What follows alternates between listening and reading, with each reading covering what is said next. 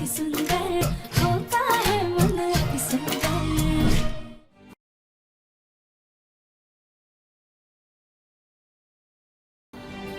ये जिम्मेदारी घर की लक्ष्मी की होती है, यानी कि घर की बहू है, और ये जिम्मेदारी सास द्वारा सौंपी जाएगी। लो शकुंतला, मेरी बहू ने तो जिम्मेदारी निभाई, अब तुम्हारी बहू की बारी है।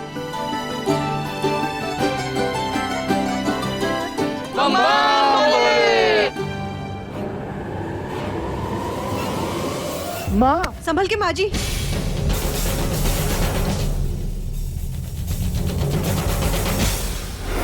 शकुंतला जी, भोलेनाथ जी आपके घर में मेहमान बनकर पधार रहे हैं। आपको उनकी सेवा करनी है और उनके पास हमेशा एक व्यक्ति मौजूद रहे। जी जी पंडित जी, ये तो हमारे लिए बहुत बड़े सौभाग्य की बात है। लेकिन एक बात ध्यान रखिएगा, ये मूर्ति खंडित नहीं हो। जी पंडित जी, जरूर। ठीक है, अब हमें आज्ञा दीजिए, हम चलते हैं। बम बम राधे राधे, राधे राधे, बम बम भोले, बम बम।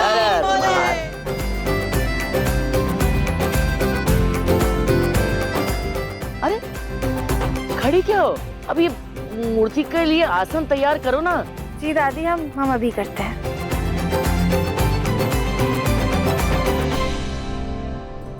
रजनी आओ, अब ये जिम्मेदारी हम तुम्हारे ऊपर सौंपते हैं।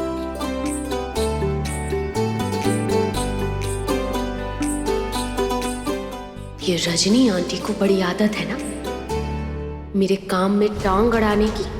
अब देखो कैसे इनका काम खराब करती हूँ मैं।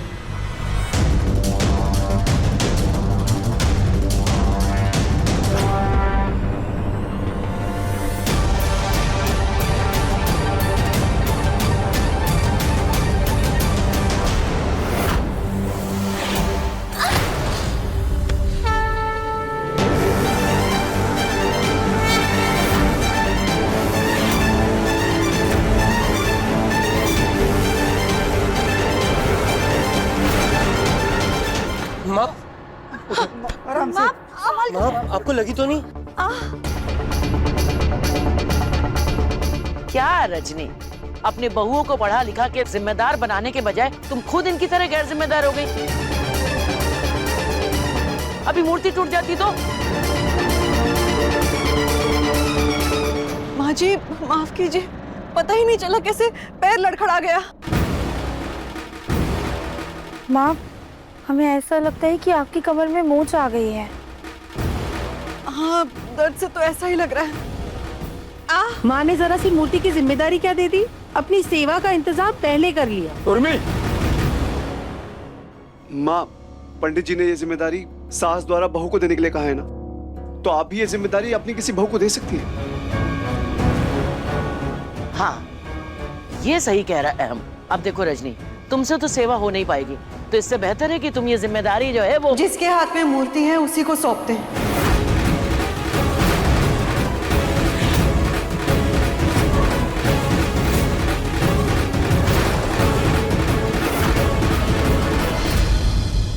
हरगिज़ नहीं। रजनी, तुम उस इंसान के हाथ में जिम्मेदारी सौंप रही हो जिसने आज तक एक भी जिम्मेदारी ठीक से नहीं निभाई। इसे तो जानबूझकर काम बिगाड़ने की आदत है। नहीं नहीं, हम मंदिर की इतनी पावन और महत्वपूर्ण जिम्मेदारी इसके हाथों में नहीं सौंप सकते। ये दादी क्यों मेरे प्लान को फेल करने पे तुली हुई है? इतना अच्छा मौका है राधिया को सबकी नजरों में गिराने का। पर ये पूजा पाठ का मामला है, इसमें तो दादी मेरी भी नहीं सुनने वाली। लेकिन माँ जी, इस वक्त तो राधिया ने इस मूर्ति को खंडित होने से बचाया है ना। हाँ तो क्या हो गया? एक सही काम किया आगे 100 काम बिगाड़ देगी। एक काम करो, ये जिम्मेदारी एकता को सौंप दो।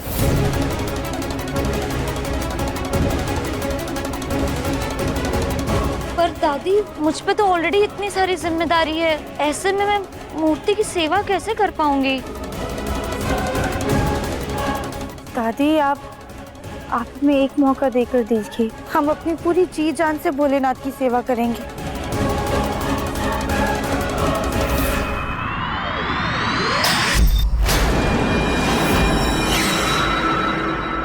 बस जैसे अब तक सारी जिम्मेदारियां तुमने बड़ी जी जान से निभाई है ना। घर की चाबी दी तो चोर घुसवा दिए, मिठाई बनाने की जिम्मेदारी दी तो कांच का बूढ़ा भर दिया उसमें, और आज ये गड़बड़ कर दी सुबह सुबह। नहीं नहीं भैया, तुम तो रहने ही दो, बहुत देख ली तुम्हारी जी जान की मेहनत। तुम्हारे ऊपर भरोसा करना मतलब अपने पैर में कुल्हाड़ी मारना है। लेकिन अगर फिर भी तुम नहीं मान रही, आओ करो, लो करो करो लो। नहीं लो। राध्या, तुम मूर्ति स्थापित करना चाहती हो ना, तो उसके पहले तुम्हें हमारी लाश के ऊपर से गुजरना होगा।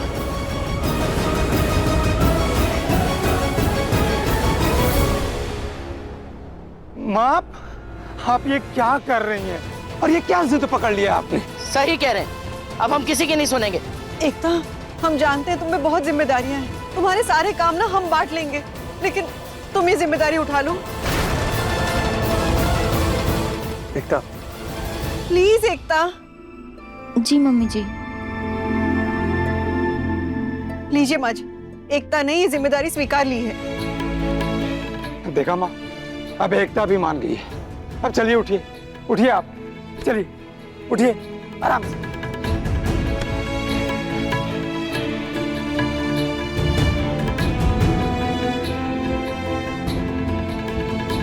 हाँ हाँ, घर की इतनी जिम्मेदारियों के बाद और भी जिम्मेदारियां मुझे ही दे दो, लेकिन अगर बिजनेस की कोई छोटी सी जिम्मेदारी मांग लूं तो घर में महाकलेश हो जाता है।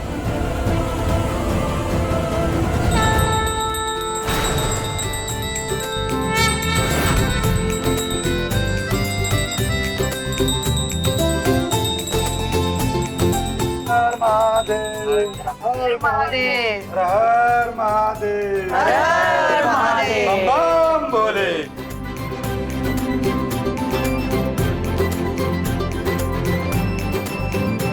माँ, अब हम ऑफिस के लिए जा रहे हैं, वैसे भी बहुत लेट हो गया है। बेटा प्रथम, आओ चलो। एकता, अब निहारिका, तुम भी चल रही हो ना ऑफिस? आज क्लाइंट के साथ एक इम्पोर्टेंट मीटिंग है। वो एक्चुअली प्रथम, आज ना मैं कुछ अच्छा फील नहीं कर रही हूँ, तो मैं सोच रही हूँ कि मैं आज घर पे ही रेस्ट करती हूँ। तुम आज प्लीज मीटिंग हैंडल कर लो। ठीक है। एकता, देखो, तुमने भोलेनाथ जी को संभालने की जिम्मेदारी ली है, तो अब ध्यान रखना कि उन्हें एक खरोंच तक नहीं आए, वरना बहुत बुरा होगा। जी दादी।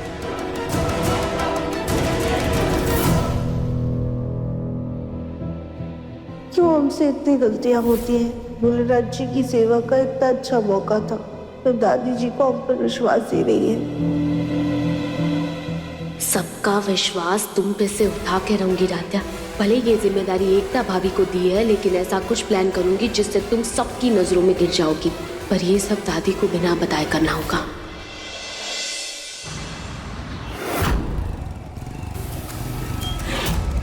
जो सामान बोला था वो लाया? जी मैडम, लेके आया हूँ, ये लो।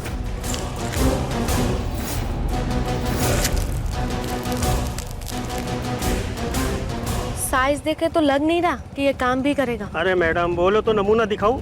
नहीं नहीं, यहाँ पे मुझे कोई नुकसान नहीं करना। मैडम, इसमें ब्लूटूथ भी फिट है, आप इसमें अपना मोबाइल कनेक्ट करके काम भी कर सकती हो।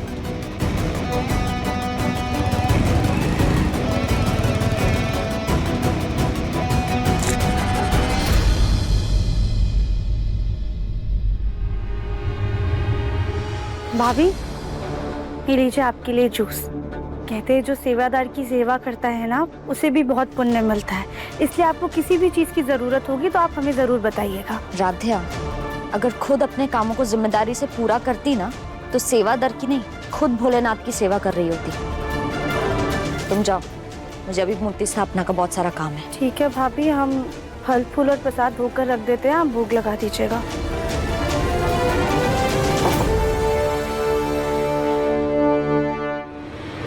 ये एकता भाभी तो मूर्ति के पास ही डेरा डाल के बैठ गई है। कुछ तो ऐसा करना पड़ेगा जिससे एकता भाभी की जगह राधिया यहाँ पे आ जाए।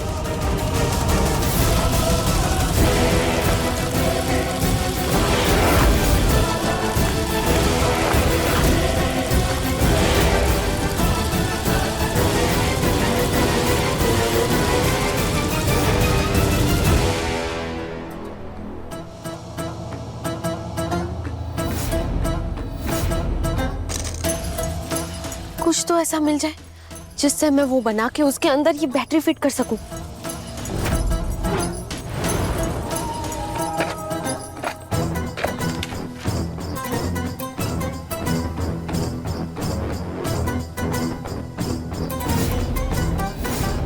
निहारिका आंटी,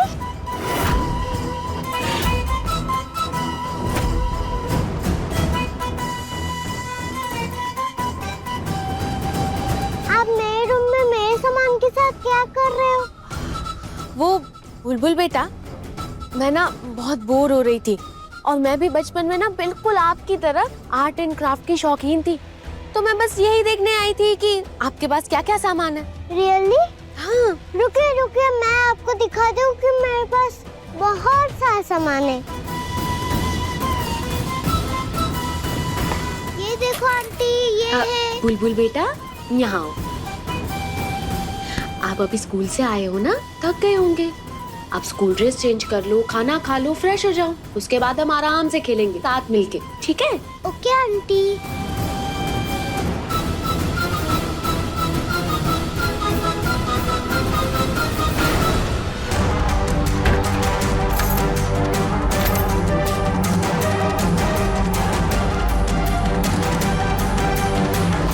भाभी, हमने ये फल फूल धो दिए, आप बस भोग लगा दीजिएगा। ठीक है, थैंक यू। मम्मी, मम्मी, ये तो बुलबुल की आवाज लग रही है।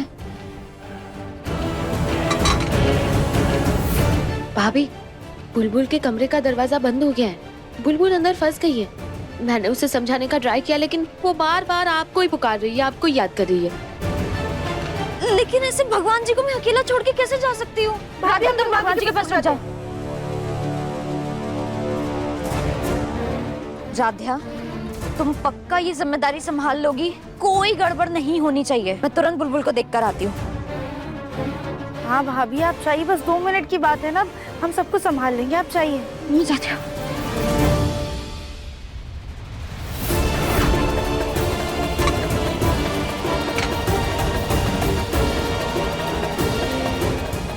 थैंक यू भोलेनाथ, थोड़ी देर के लिए ही सही, पर हमें आपकी आराधना करने का अवसर मिल ही गया।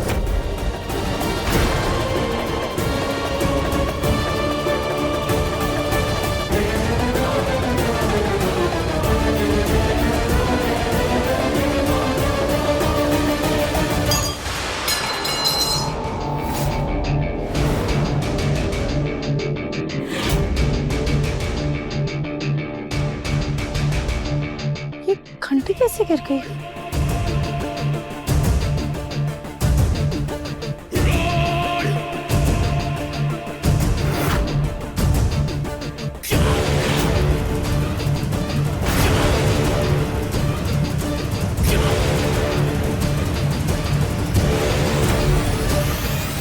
बुलबुल, बुलबुल, आप ठीक हो? बुलबुल, मम्मा, अच्छा। मम्मा, मम्मा, आपको बताया ना, मैं डोर लॉक होने से कितना डर जाती हूँ। कोई बात नहीं बेटा, अब मम्मा आ गई ना, अब मत डरना, आ जाओ।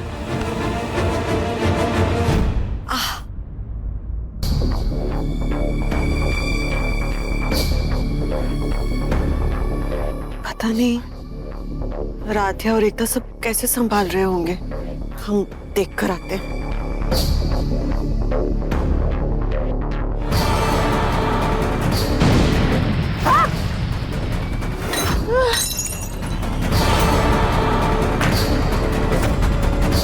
ये कैसी आवाज थी?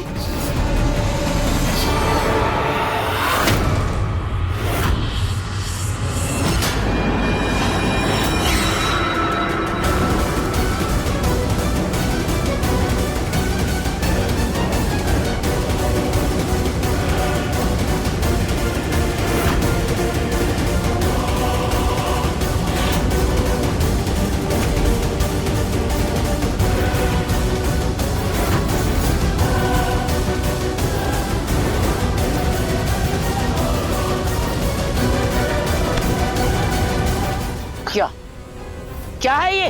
दादी आप क्या कर रही हैं? तुमने क्या किया है? एक जिम्मेदारी दी थी वो भी नहीं संभाली गई। इसमें मेरी कोई गलती नहीं है। बुलबुल कमरे में बंद हो गई थी, वो डर गई थी और उसको चुप कराने के लिए मैं गई थी, लेकिन इस बीच मैंने राधिया को ये जिम्मेदारी दी थी।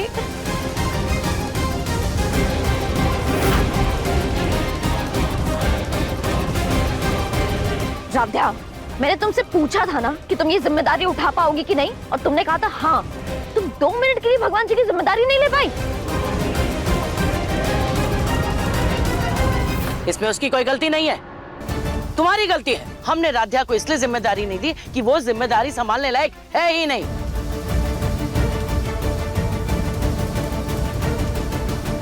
इतना समझाने के बावजूद तुम मूर्ति को उसके भरोसे छोड़ गई, तो ये तो होना ही था। दादी, हमने कुछ भी नहीं किया है, हमारा यकीन कीजिए। हमने तो बस ये प्रसाद भोलेनाथ को भोग लगाया था, और उसके अलावा हमने कुछ भी नहीं किया है। बस करो राधिया, कितना झूठ बोलोगी?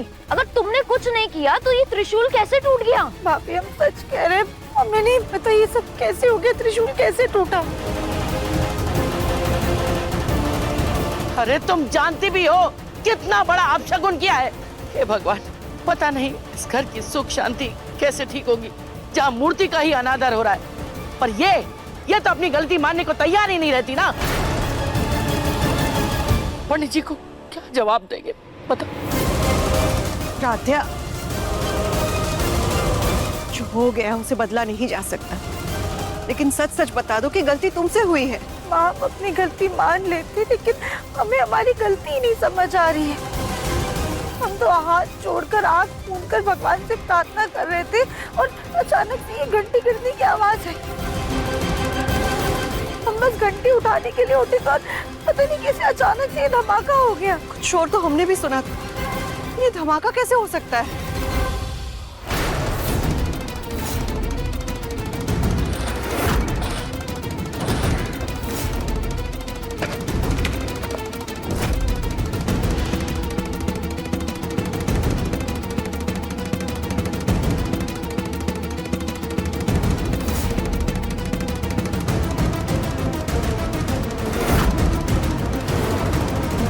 यहाँ पे धमाका तो हुआ था, हम अभी देखते हैं।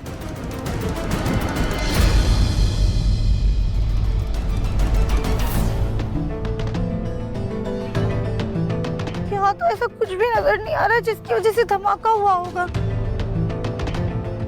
फिर ऐसे कैसे त्रिशूल टूटकर नीचे गिर गया? ओ गलतियों की महारानी, तुम्हें सवाल पूछना नहीं है, तुमसे जो सवाल पूछा गया है उसका जवाब देना है, समझी? एकता, तुम जो ये खुद फैसला लेकर के चली गई ना मूर्ति इसके भरोसे छोड़ के, इसकी सजा तुम्हें मिलेगी। लेकिन उससे पहले इस राधिया को सजा का भुगतान करना होगा।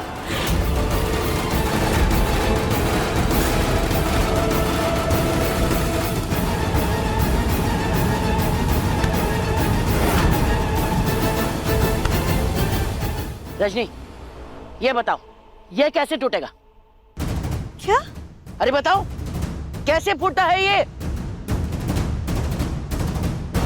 बताओ।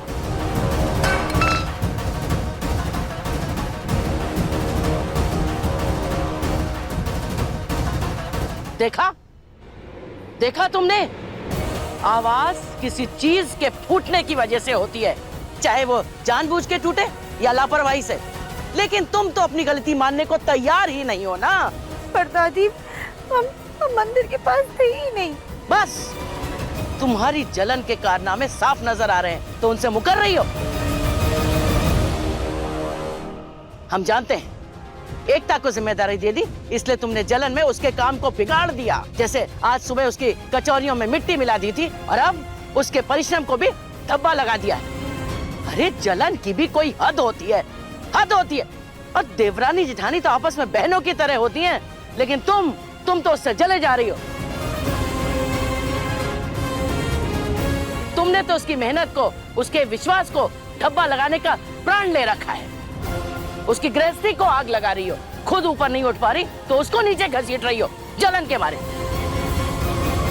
दादी एकदम सही कह रही हैं, एकदम सही कह रही हैं। राध्या, मैं आज के बाद तुम पे कभी भरोसा नहीं कर पाऊंगी।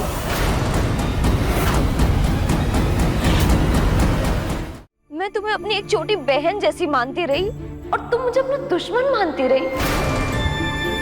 तुमने आज मुझे इतना हर्ट किया है कि इसके बाद मैं रत्ती भर भरोसा नहीं कर सकती तुम पे।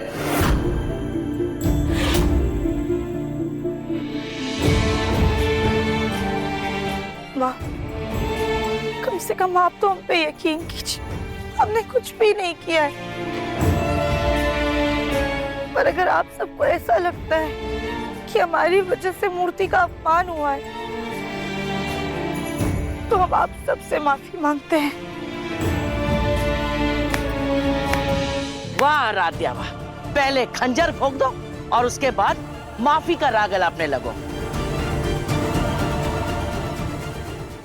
तुमने शिव जी का त्रिशूल तोड़ा है, उनका अपमान किया है। पंडित जी से इसका इलाज तो हम पूछ लेंगे, लेकिन तुम्हें इसकी सजा जरूर मिलेगी।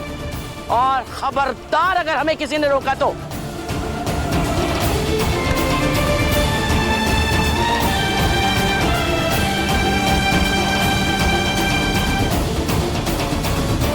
सुनो राध्या, आज तुम पूरी रात हाथ जोड़े एक पैर पर यहां खड़ी रहोगी।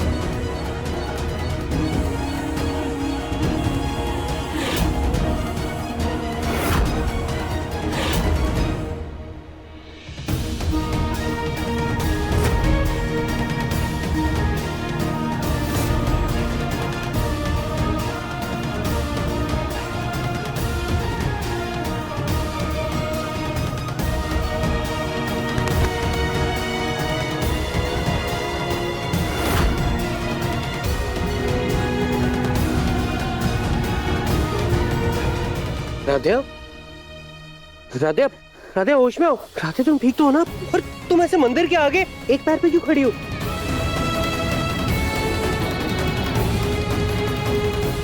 राधे हुआ क्या है? राधे ये सब क्या कर रही हो?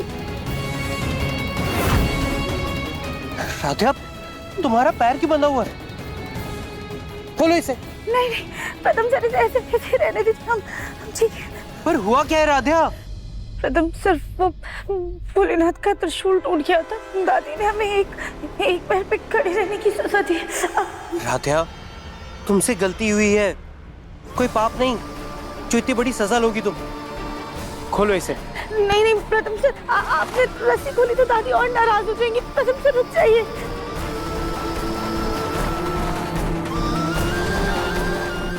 राधा तुम दादी की फिक्र मत करो, मैं दादी को संभाल लूंगा। तो अपना पैर नीचे रखो। राधा मैंने कहा ना, पैर नीचे करो अपना।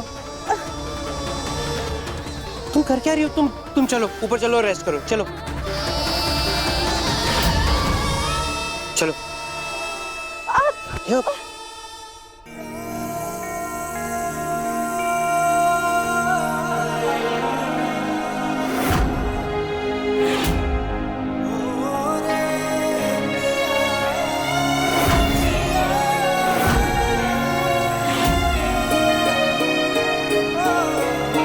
राधा मैं तुम्हारी हेल्प कर दूं। चलो।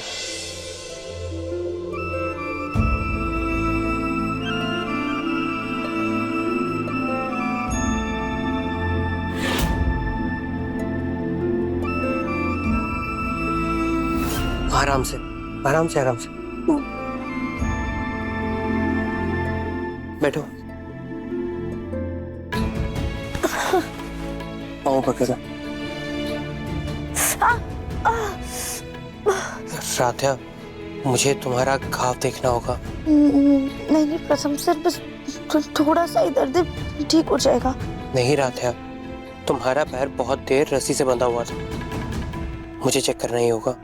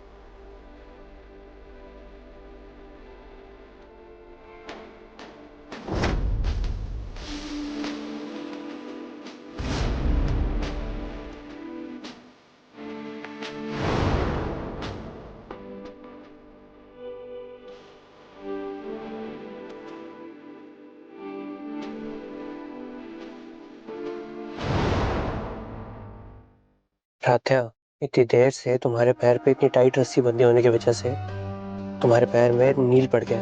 मैंने क्रीम लगा दी है, ठीक हो जाना चाहिए। अब चलो तुम सो जाओ। आ जाओ आराम से।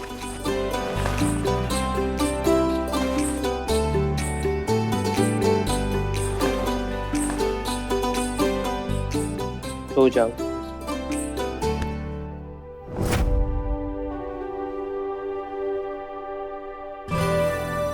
थैंक यू प्रथम सर।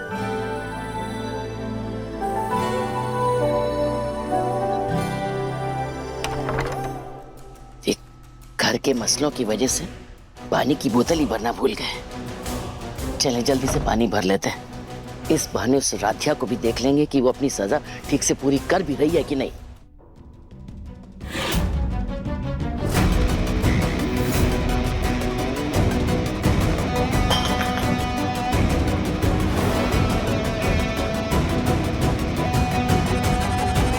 राध्या!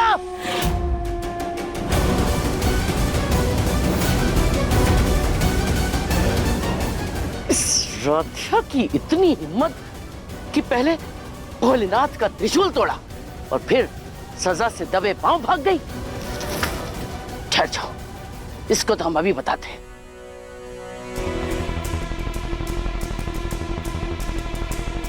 इस राध्या की अकल को तो हम अभी ठिकाने लगाते हैं।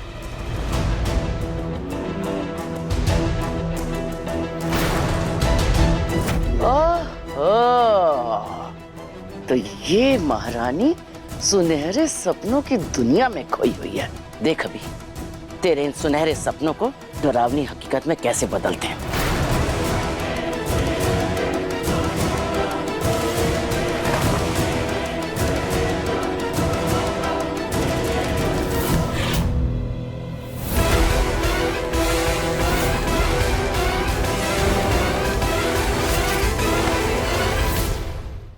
दादी, ये आप क्या करने चाह रही थी? प्रथम, तूने इसके लिए हमारा हाथ पकड़ा। इस नाकारा के लिए अपनी दादी को टोकेगा। दादी प्लीज शांत हो जाइए, राध्या सो रही है। वही तो प्रथम, वहां भोलेनाथ जी का त्रिशूल तोड़ के खुद यहाँ कंबल ताने आराम से सोने चली आई। इसकी नींद के रंग में भंग तो कैसे मिलाते देखो।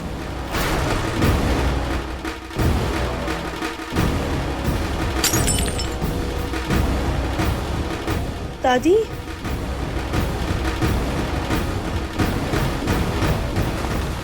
दादी आप तेरी इतनी हिम्मत कि हमारे कहे को दरकिनार करके सजा छोड़ के खुद यहाँ कंबल ओढ़ के सोने आ रही है।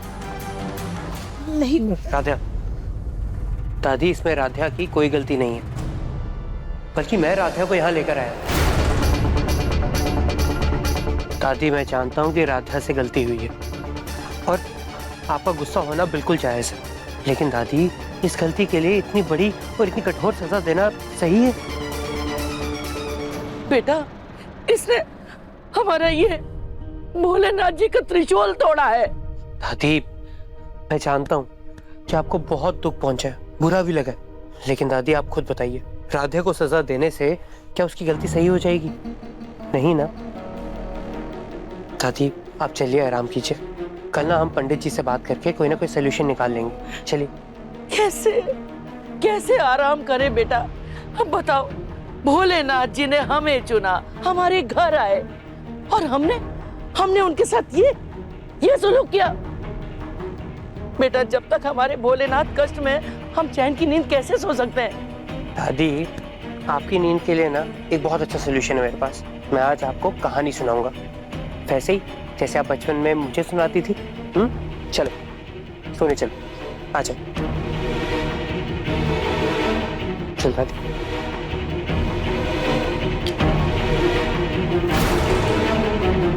दादी को हमारी वजह से कितना दुख पहुंचा है।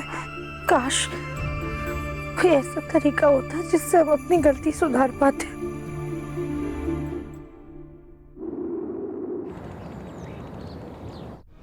क्या शकुंतला जी, आप इतनी बड़ी भूल कैसे कर सकती हैं? भगवान भोलेनाथ का त्रिशूल खंडित हो गया, वो भी यहाँ। पंडित जी, हम जानते हैं बहुत बड़ा अपशगुन हुआ है, लेकिन अब माफी के सिवा क्या ही कहें। हम तहे दिल से माफी मांगते हैं। हमारी बहू इस जिम्मेदारी को ठीक से निभा नहीं पाई।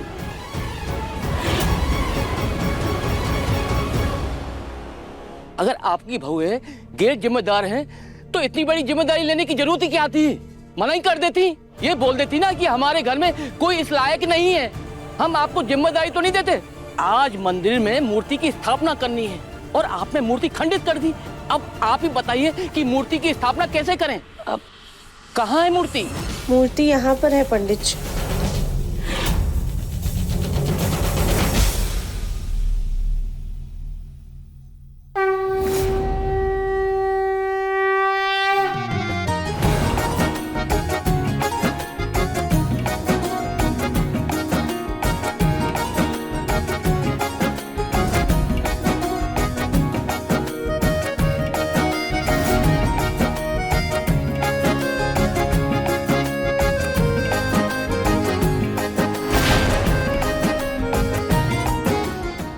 शकुंतला जी, कम से कम भगवान के नाम से मजाक करना तो बंद कीजिए। यहाँ कोई मस्करी नहीं चल रही है कि आप झूठ बोल रही हैं। हमने आप पे विश्वास किया, मूर्ति आप पे सौंपी और आप ही मंदिर की मूर्ति पर गलत नजर डाल रही थी। आप, हमने आप पर भरोसा किया, मूर्ति की जिम्मेदारी दी और आप उसी मूर्ति को गबन करने का विचार कर रही थी।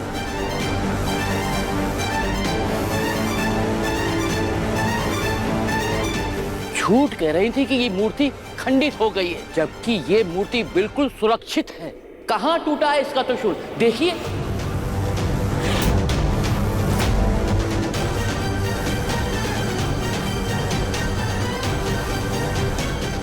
पंडित जी, दादी ने ना ही कोई झूठ बोला है और ना ही इनका कोई गलत इरादा है।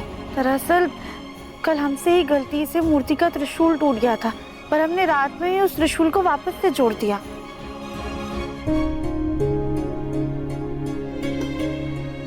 वो आज हम तुलसी मैया की सहायता से और भोलेनाथ के भस्म के सहारे अपने भोलेनाथ के इस त्रिशूल को जोड़ेंगे। हे तुलसी मैया, हम रात के इस पहर में आपसे मदद लेने आए हैं। अगर हमारी वजह से आपको कोई भी तकलीफ पहुंचे तो उसके लिए हम पहले ही आपसे माफ़ी मांग लेते हैं। हमें माफ़ कर दीजिएगा।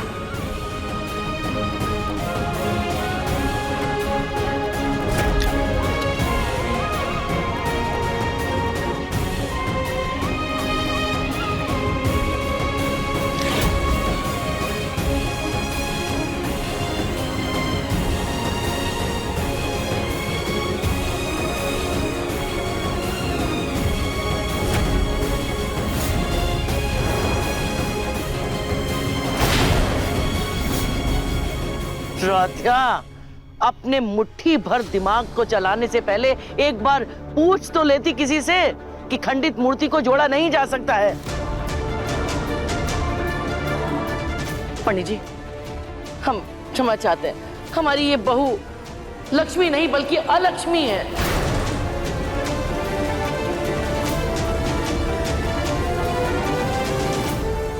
अरे शकुंतला जी, अपनी बहू के लिए ऐसे अपशब्द बोलना आपको शोभा नहीं देता।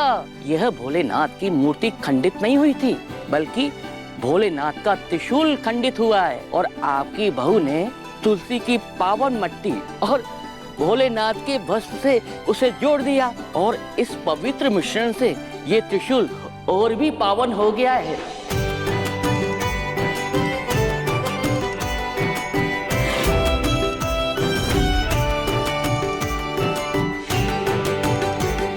मूर्ति की प्राण स्थापना से पहले अगर मूर्ति के अंदर कोई भी त्रुटि हो जाए तो उसकी मरम्मत करवा सकते हैं। अशुभ तो हुआ है, पर आपकी बहू ने श्रद्धा और आस्था से अपनी गलती को सुधार लिया है। सच कहूं तो आपकी बहू गृह लक्ष्मी है।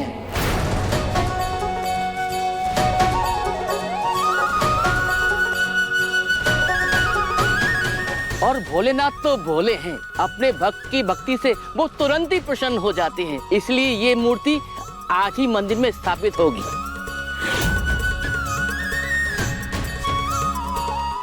हर हर महादेव! हर हर महादेव!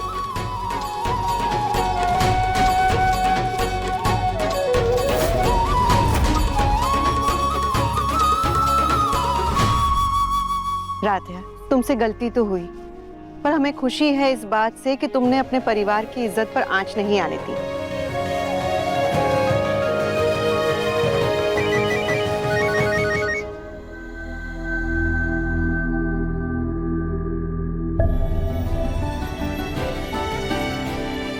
क्या?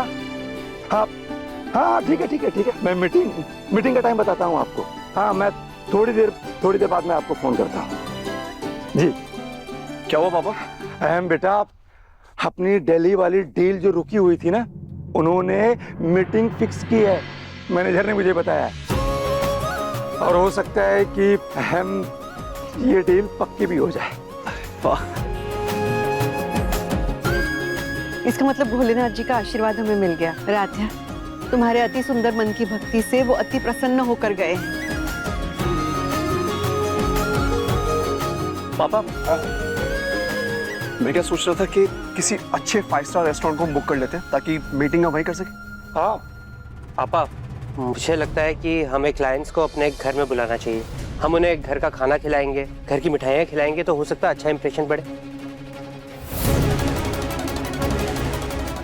हाँ, वो मैनेजर ने बताया था कि उनकी पूरी फैमिली कानपुर में आई हुई है। पर पापा, मुझे नहीं लग रहा कि हम घर पे उनको वो प्रोफेशनल एटमॉस्फेयर, वो माहौल दे पाएंगे।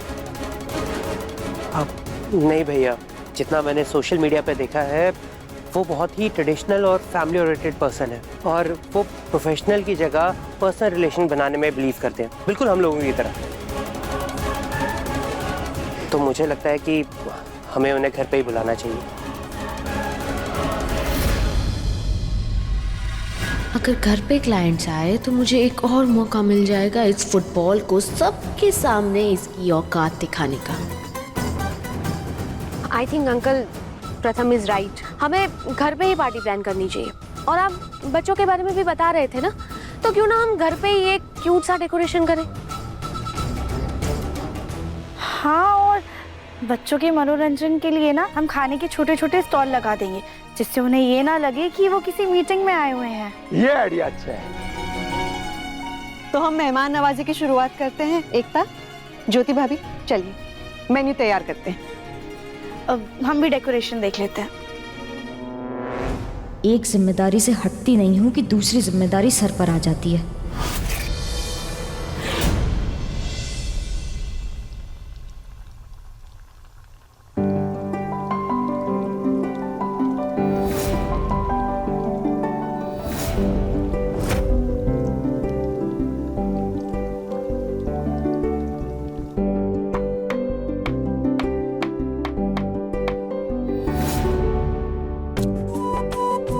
भैया आप ना ये बलून्स के फ्लावर बना के यहाँ पे लगा दीजिएगा और यहाँ पे ना अच्छे से सजावट कर दीजिएगा।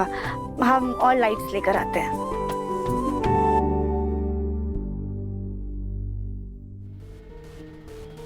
ये लो, तुम लोग जाओ यहाँ से, तुम्हारा काम हो गया है, बाकी का मैं संभाल लूंगी।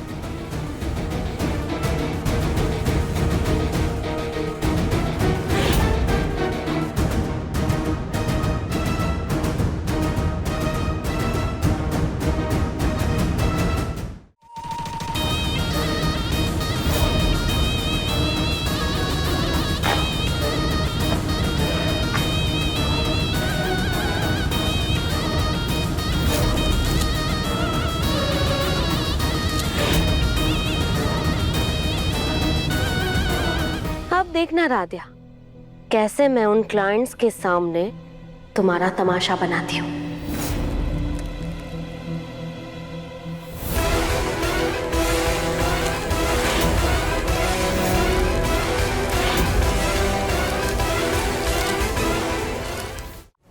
यहाँ राधिया इन बलून्स को फुलाएगी और इस पाउडर की वजह से उन क्लाइंट्स के सामने राधिया की इज्जत का फालूदा हो जाएगा।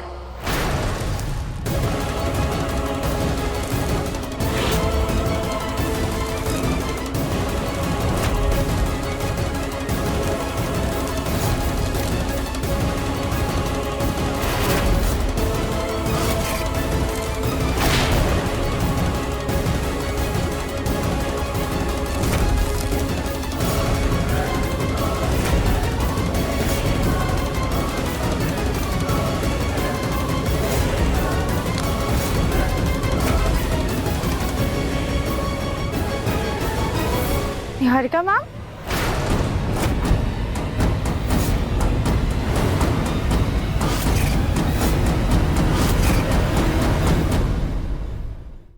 अति सुंदर शाम 7:30 बजे दंगल टीवी पर।